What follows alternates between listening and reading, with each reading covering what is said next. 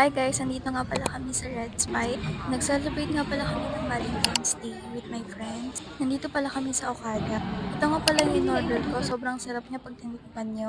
Yung mga menu nga pala dito, parang mga pang Chinese.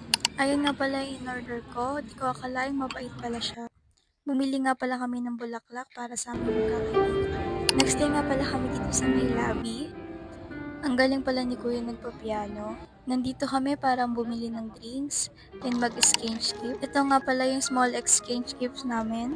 Naka-assign pala kami by kulay. Ang napunta pala sa akin, color red. Kahit anong item pwede bilhin, basta related sa kulay na naka-assign sa'yo. Sobrang nakabala kami nag-enjoy dito.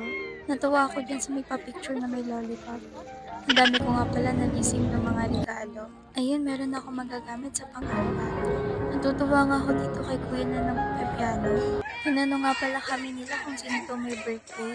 Kaya sinabi ko yung kaibigan ko. Di ko in-expect na kakantahan pala nila. Ayun lang guys, naka-white pala kami. Bye!